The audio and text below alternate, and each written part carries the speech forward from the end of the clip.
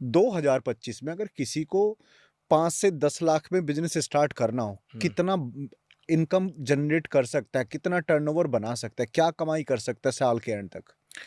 अगर आपने तबीयत से अपने स्किल्स को पॉलिश किया है, तबीयत से मतलब 1 घंटा per day for next 365 days, 10 lakh के कैपिटल में एटलीस्ट 1 से 2 करोड़ पार कर जाओगे इजीली। ओके। एक बिगिनर भी 22-23 साल का लड़का कर जाएगा।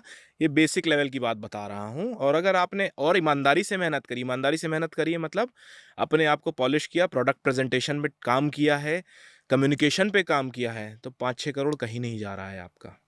ये बेस्ट केस है।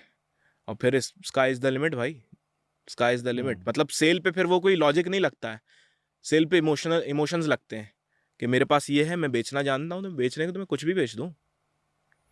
पेन से लेकर जेट तक सब बिकता है।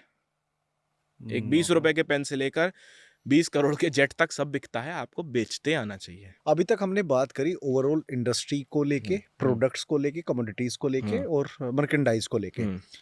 नाउ ये गुड्स की सारी बात हुई, इंपोर्ट और एक्सपोर्ट की, बट अभी एक बहुत बड़ा शिफ्ट आने वाला है इसी इंडस्ट्री में, वो होगा service based, because AI introduce हो चुका है।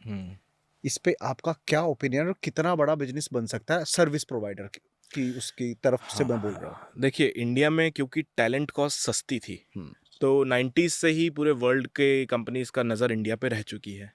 विप्रो, इन्फोसिस इसका लाइव एग्जाम्पल है कि इंडिया में लोगों को रिक्रूट करो, फॉरेन के प्रोजेक्ट कराओ। अब अच्छी बात यह आ गई है कि आप और हमारे जैसे लोग, जिन अगर कोई एक बेसिक इंसान भी 20 लाख के कैपिटल में अपना सर्विस बिजनेस लॉन्च करना चाहता है, चाहे बीपीओ करे, चाहे कॉल सेंटर करे, या कुछ भी करे, मुझे टेक्निकल मुझे सपोर्ट। बताओ कि क्या 2025 के वो एआई बेस्ड बिजनेस सर्विस कौन कौन सी हो सकती है? 2 या 3 एग्जांपल। भाई, सबसे पहला जो आप एआई बेस्ड यूज कर सकते हो टेक्निकल सपोर्ट है। ठीक है। चाहिए ही चाहिए, सॉफ्टवेयर चाहिए ही चाहिए, मशीनरी चाहिए ही। उसमें एआई सजेस्टेड प्रॉम्प्ट्स आने लगे हैं, आपके एआई यूज करके प्रॉम्प्ट कर लो। उससे होता ही है कि टाइम एंड पैसा दोनों बच जाता है, इंसान का सपोर्ट बहुत इजी हो जाता है। टेक्निकल में जा सकते हो आप, ठीक है। आप इसके बाद मैन्युफैक्चरिंग में जा सकते हो कि मैन्युफैक्चरिंग रिलेटेड इश्यूज हैं आपको, कोई प्रोडक्ट लिया आपने, कोई मशीनरी ली, उससे रिलेटेड जा सकते हो आप। मतलब ये बहुत नीश वाले सेक्टर है। प्रोडक्ट वाले के लिए नीश इतना ज़रूरी नहीं है, लेकिन ये बहुत नैरो डाउन सेक्टर में हम घुस रहे हैं, ठीक है। तो टेक्निकल में जा सकते हो आप मैन्युफैक्चरिंग में जा सकते हैं, और आप एक थर्ड पार्टी कंपनी में, लॉजिस्टिक्स में भी जा सकते हैं। इंडिया का लॉजिस्टिक्स भी बहुत अच्छा चल रहा है आजकल, कि आपकी लॉजिस्टिक्स कंपनी है, किसी को। शिप रॉकेट देख लो कहाँ से कहाँ पहुंच गई, सबसे बेस्ट एग्जांपल। हाँ,